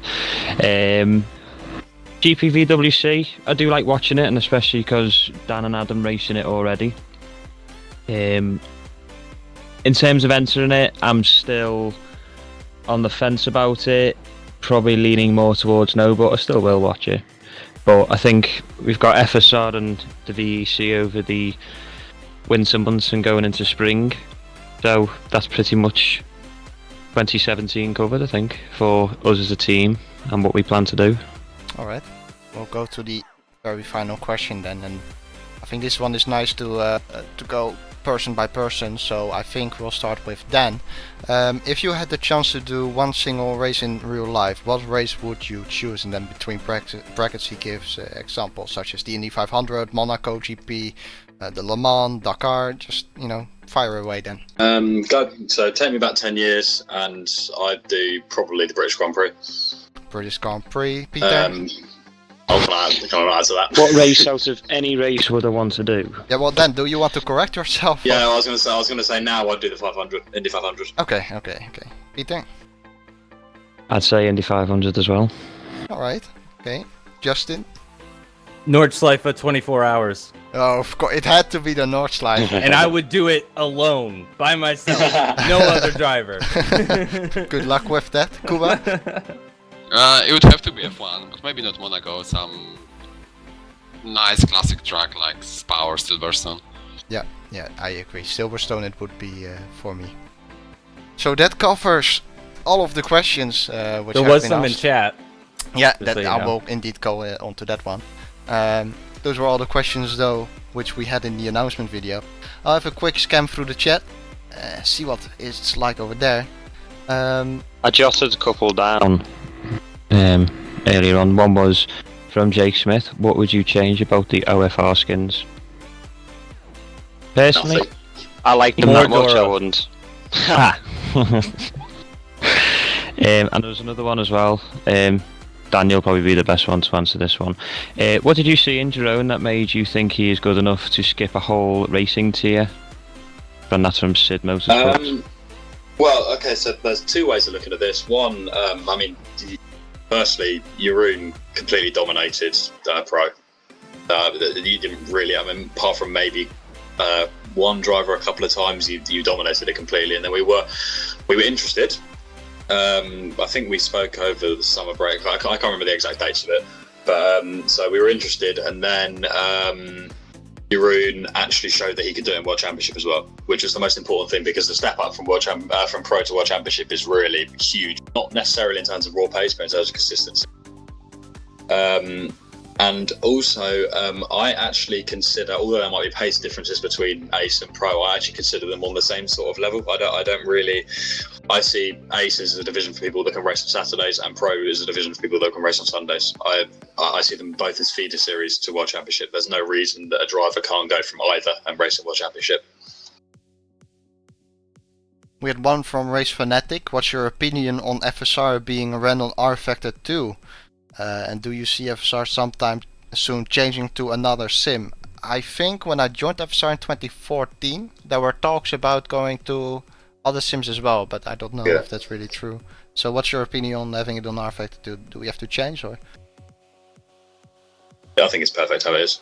Although there was talk at one point of going to Assetto Corsa, but that game's not ready for league racing. Nope. Still not. If you have any questions, of course, this is your time to ask them in the comment section of the chat. Jake Smith also, I wanted to bring. Yeah, he go ahead. said it just recently. They were talking. They said, "Isn't sim racing on Motors TV or something like that?" I heard, said Mr. the Racer, and Jake Smith said Realish Racing, which is true. That's the league that Tommy from WTF1 drives in, and yes, they are actually on television, like on real TV. Which I've never seen. It only airs in England, I'm pretty sure, and it might be at like 2:00 in the morning or something weird like that. It. Yeah, but yeah. See, so it the sim racing is already breaking into TV. It's just it's not big yet. Yeah, it's not prime time television. Yeah. Right. I actually got private message the question. Oh, what? Okay. Yeah. Yeah. Is it a girl? Because I feel like someone is trying to impress you without doing it privately. It actually is. Right. I think we've covered pretty much this, like in other questions, but there's actually a good part of the question at the end, which we sort of haven't. Back at the start, it must have been pretty intimidating to look at FSR as a whole. And must have took a lot of determination and obviously time to find the right people. How did you make the building blocks, if you will, to start this and to keep the team believing that they can do this, and to look at how far we've come now? How do we process it? That question's definitely for you, Peter. Process it, to be honest with you, I don't think I've actually one sort of look back and sort of gone, bloody hell, like, I think everything's just sort of been in a lot of ways, quite a few things of the way I look at it. Of me, Dan's 1 in a million. Dan has really done so much for me, and without him, I don't think it would have been possible to be sitting here today doing this type of interview. I'm not going to cry, I promise. Kuba, what can you say about Kuba? I mean, literally fell out of a tree into Ryan's lap, or about 2 years ago. I don't think Ryan's looked back on that since. And Jerome, we were determined to get Jerome for 2016. We got him, and this season we had our first victory last year, which was absolutely amazing. It was something that you could never think was happening, especially after watching FSR all the years, and a team that you run has won an FSR World Championship race. And this season we've won 3, all with your own. Yeah, and you inspired. If I may interrupt, you inspired Justin, by the way, to make a video with the champagne in your back garden. Remember? Yes, that was me. Yeah.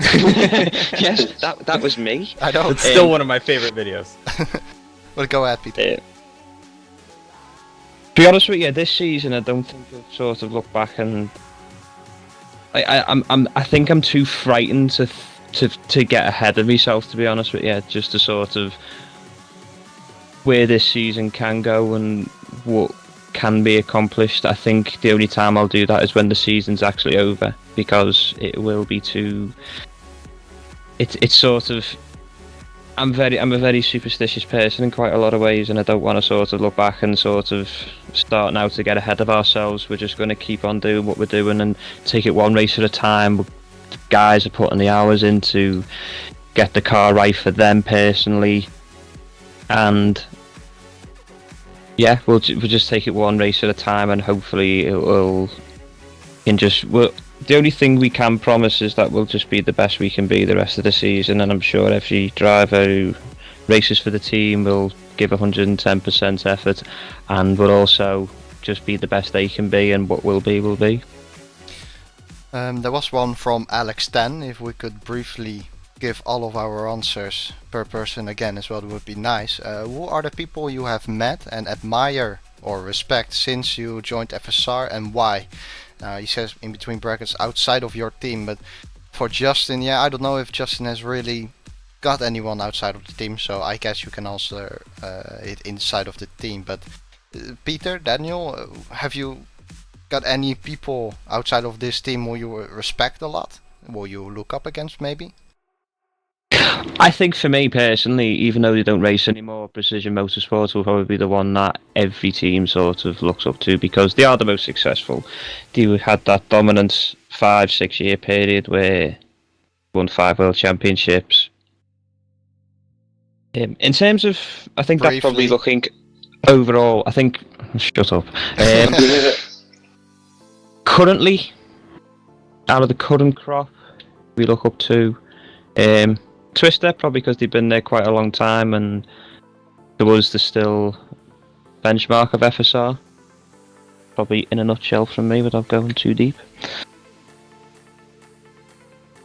Ben? I've got one person that's interesting. Yuri might be able to remember this, but the one person that I actually have a lot of respect for in FSR is Jurnic Simicic. When I was a Go Speed, he helped. Not only with just helping me here and there, he actually sort of taught me quite a lot on how to understand how the cars work in relation to setup, and I didn't really realise it, but this season I've really sort of taken up doing setups a lot, and I've started to really understand how things go, and I realised that I'm actually using a lot of the stuff that he really. So yeah, he's one person that I really respect. Same for me. It's most respect is for Simocic for sure. That's why I like him a lot. Justin? I have a lot of respect for Chris. Yeah, Cobb. I thought you would say that. Yeah. Yeah. I mean, yeah, it can be nuts managing all of this stuff, Like managing a team is pretty nuts, but managing all of the teams, that's pretty crazy. So, yeah, I think Chris Cobb would probably be the one that I would say. And Kuba? Mo? Yeah. We we used to play CS with Mo Patel and Daniel Keys. We had a few issues and arguments when it comes to FSR, but outside of FSR, we've been pretty good mates, I think. Yeah, I respect Yarnay as well, because he seems like a normal guy who has, clever opinions and doesn't get involved in any stupid stuff. Yeah, I guess also all the guys that are left in ACR now, we've worked with them for a long time and I liked all of them. Michael Vincent asks favorite track, Peter? He asks what, sorry? Favorite track? Favorite track? Silverstone. Dan? On R-Factor 2, definitely Silverstone. Justin? Nordschleife? Nordschleife. Kuba? Spa. Okay. Yeah, Silverstone here as well. If I had to pick an F1 circuit, though, it's Malaysia. Okay, that's interesting that you say that. Because now I agree with that generally. Just on R-Factor 2, I prefer Silverstone. Michael Vincent says favorite track that doesn't have to be in the FSR calendar. Well, Malaysia is in the FSR calendar. Yeah, but which is I'm not. It doesn't North have Life to be. then. It can be, but it doesn't have to be. Oh, okay, sorry, my bad. Let's say it isn't. Let's say it isn't in the calendar. Okay, so favourite one that isn't.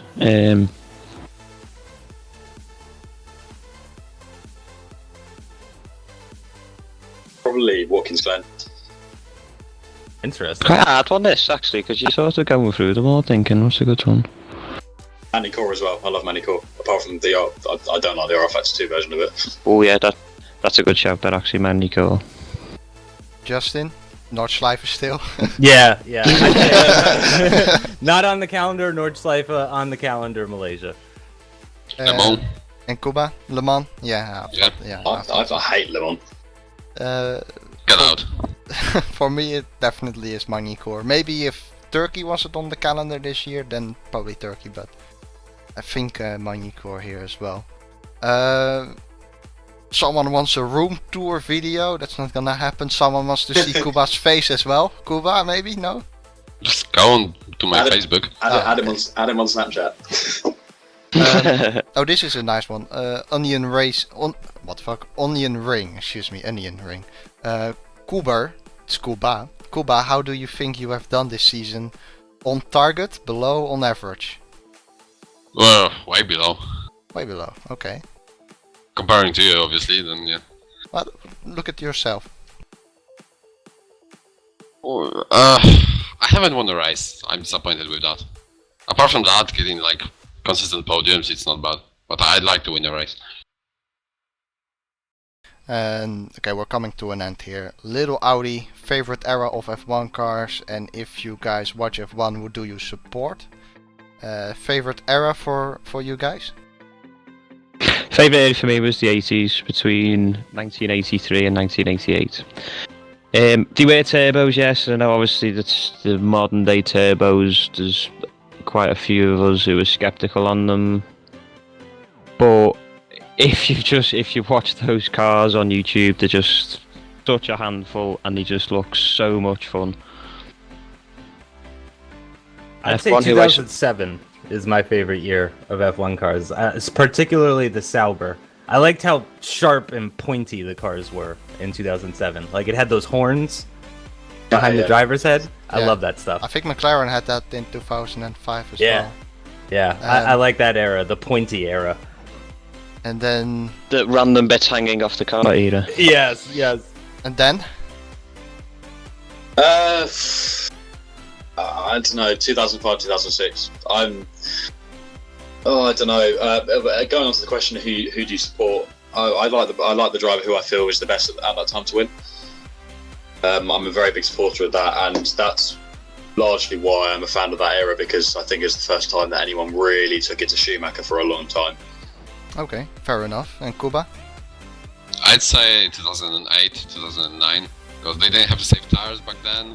They still had refueling, so interesting strategies, but there was some overtaking going on, so it was quite interesting.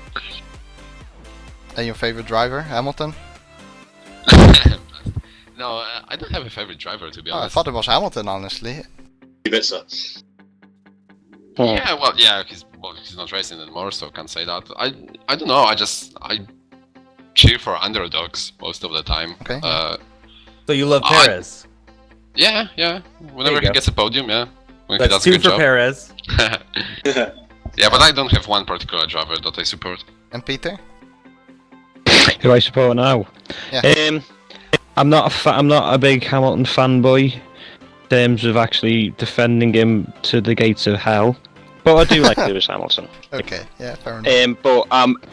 But the difference between me and other Lewis Hamilton fans, and I'm not saying every Lewis Hamilton fan says this, but I know when he's done wrong, and it is quite clear when some Lewis Hamilton fans don't know when he's done wrong. But it is because he's British, but also because he is actually quick, and Mhm. no, he's there on merit. Yes, there's mistakes, but you know. Well, Raikkonen over here. Someone or TF2, RFTF2, why Dora on your helmet? Yeah, that's a good question.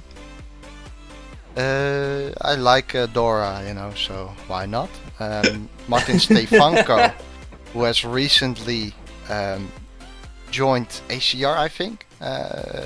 He says, Jeroen, are you interested to see how well Hoyer, his new teammate, do in his debut in Spa? Okay, well, that's so selfish, I'm not gonna even answer. Favorite OFR livery color? Green. Favorite OFR livery? Yeah, green. Yeah, same. I think everyone Green's like agrees. green's like an identity. Well, we did have the blue one as well, which was really, really nice. Yeah. But yeah, it's got to be green.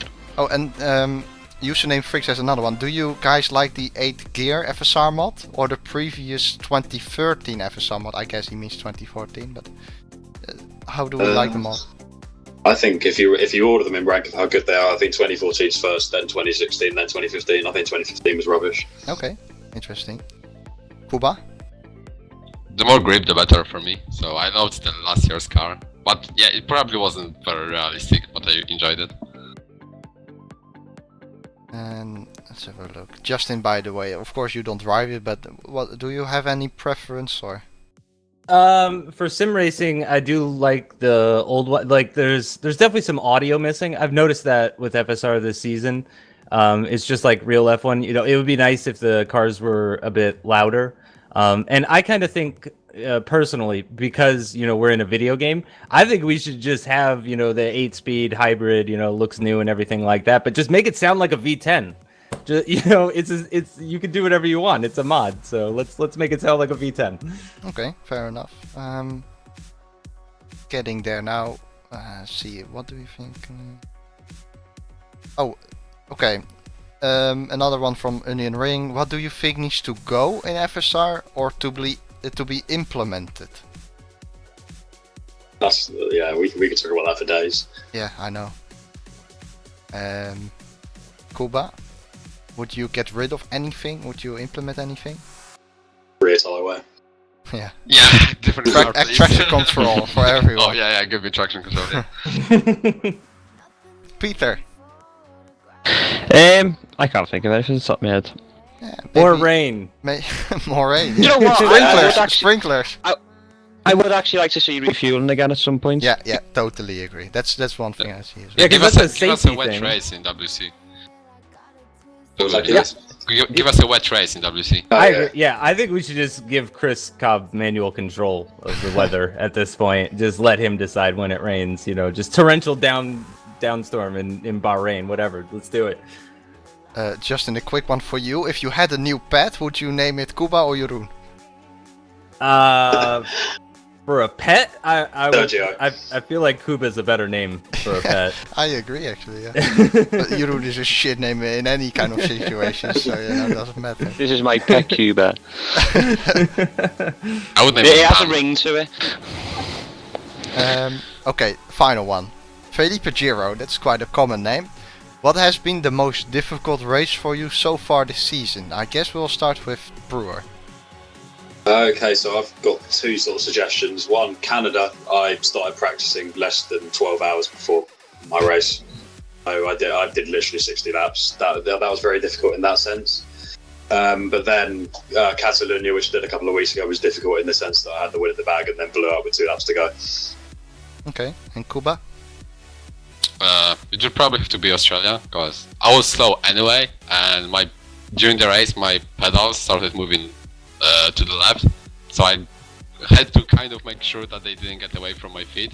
So I was even slower because of that, and I had to fight with Mo and D'Alessandro. So yeah, I would say Australia.